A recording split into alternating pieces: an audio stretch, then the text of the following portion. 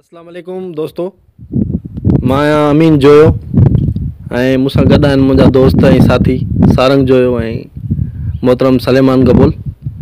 ऐं असां नेठि अॼु ॿधी मोरी या आमरी गेट खे ॻोल्हे लधोसीं पंहिंजी रिसर्च जे तक़रीबन 12 सालनि खां पोइ।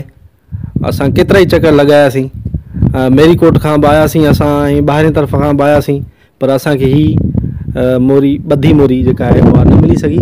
पर अॼु 21 डिसंबर 2019 ते नेठि असां हीअ ॻोल्हे लधी। असांजे गाइड भाउ सलेमान कबूल जा लख थोरा, जंहिंजे गाइडेंस में अॻुवाणी में असां हिते पहुतासीं ऐं असां सन गेट जे पासे खां आयासीं ऐं तक़रीबन असां 5 खां 8 किलोमीटर बाइक्स ते पंधु कयो। उन खां पोइ जेको आहे सो हिकु वॾो पोठो जेको साम्हूं नज़र अची रहियो आहे उहो चढ़ी पोइ हिन सोढ़े ऐं ॻुझे लंघ में हिते हिन ॿधी मोरी वटि पहुतासीं, जंहिंजो ज़िक्र बदर अबड़े पंहिंजे किताब दीवार सिंध में बि कयो आहे ऐं ॿियनि काफ़ी मौक़नि बि हिन मोरी जे बारे में लिखियो आहे। ऐं अॼु असां हिनखे नेठि ॻोल्हे लधोसीं।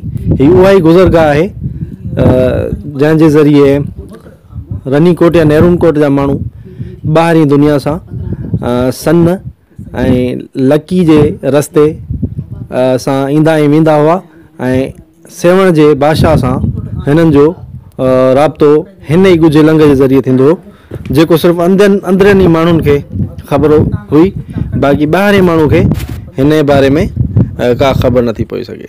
हीअ हिकु नए जो गुज़रगाह बि आहे ऐं हिकु ॻुझो रस्तो बि आहे। ॿिन्ही ज़रियनि जे लाइ जेको आहे सो हीअ मोरी तामीर कई वई। हिन जी माप ड्रैग में 30 फुट आहे ऐं हीअ तक़रीबन जेको आहे सो 15 खां 20 फुट ऊची आहे।